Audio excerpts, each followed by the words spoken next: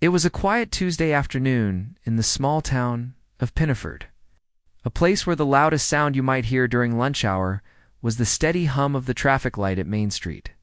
The McDonald's at the corner had been there for years, the kind of place where everyone knew the workers by name and the smell of fries drifted across the parking lot like a warm invitation. Officer Daniel Hayes often stopped there for coffee during his midday patrols. Not because he loved the coffee, which he thought was far too bitter, but because the staff greeted him with smiles, and the customers were the sort of people who liked having a police presence around on that day. Daniel parked his cruiser near the drive-thru window, greeting Maria, the shift manager, through the open glass. She waved back, balancing a headset on her ear while handing a bag of burgers to a customer. It was a scene so normal, so predictable, that what would happen next seemed impossible to imagine. But life, Daniel knew from years in uniform, could turn sharply without warning. He walked inside to order, nodding at a couple of regulars sitting near the window.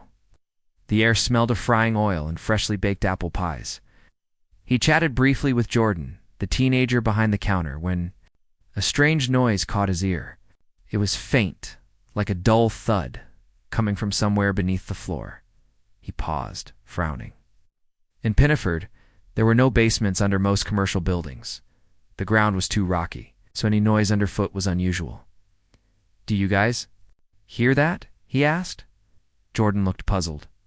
"Hear what?" "That knocking sound," Daniel replied, tilting his head. Maria joined in, shaking her head. "We've been hearing something off and on for the past week," she admitted. "We thought it was plumbing.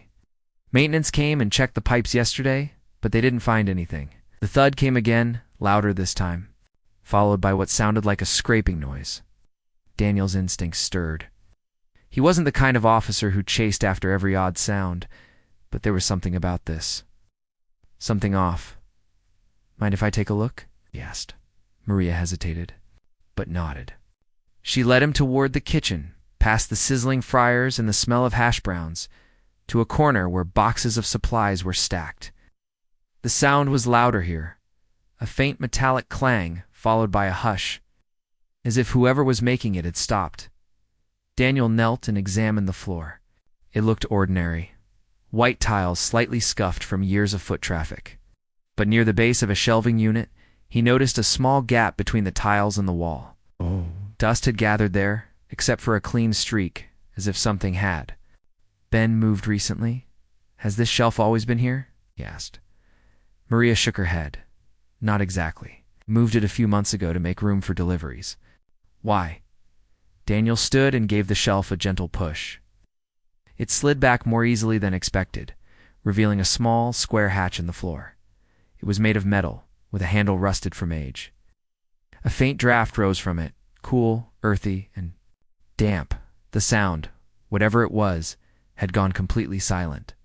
Maria's eyes widened. "I've never seen that before." "Neither have I," Daniel replied. "Mind if I open it?" She bit her lip, but nodded.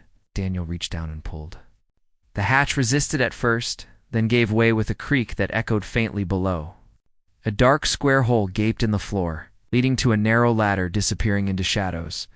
The smell hit him instantly, a mix of damp soil, rust, and something else he couldn't quite place. It wasn't the sharp smell of rot, but it was unpleasant, like the air in a place that hadn't been opened in decades. Daniel radioed for backup. Not because he expected danger, but because protocol demanded it when investigating an unknown underground space. While waiting, he shined his flashlight into the hole. The light caught glimpses of a tunnel, its walls rough and uneven, as if carved hastily through the earth. He could see wooden beams supporting sections of it, some rotting at the edges. Farther down, the beam of his flashlight vanished into darkness. Within minutes, Officer Linda Perez arrived, followed by Sergeant Mitchell. They exchanged quick glances. This wasn't the kind of call they expected at a fast food. "Restaurant looks like an old service tunnel," Mitchell guessed. "Maybe from before the building was here." Daniel shook his head. "No records of any tunnel here. Pinefords never had underground utility corridors in this part of town." After brief discussion, It was decided Daniel and Linda would descend while Mitchell stayed above with Maria and the other staff, keeping customers away from the area. The ladder creaked under Daniel's weight as he climbed down the narrow walls. Closing in around him, Linda followed, her flashlight cutting through the darkness. At the bottom, they found themselves in a low tunnel, barely tall enough to stand in. The floor was dirt, scattered with bits of stone and scraps of wood. Air was cooler here, but stale, pressing in on them. They began to move forward, their footsteps muffled. The tunnel sloped slightly downward, curving away from the building. Strange markings appeared on the walls, shallow scratches and faded chalk lines. Some looked recent, others ancient. "What do you make of these?" Linda asked. "Could be anything," Daniel replied. "Surveyor marks, or something else." After about 50 feet, they came to a fork. One path veered sharply left, the other continued straight. The left-hand path was partially collapsed, debris blocking the way. The straight path was open, but the air grew colder as they went. The sound returned faint at first, then clearer. A slow, rhythmic tapping, like metal against stone. They exchanged glances. Daniel gestured for silence, and they crept forward until the tunnel widened into a small chamber. There, illuminated in the beam of their flashlights, was a sight that froze them both in place.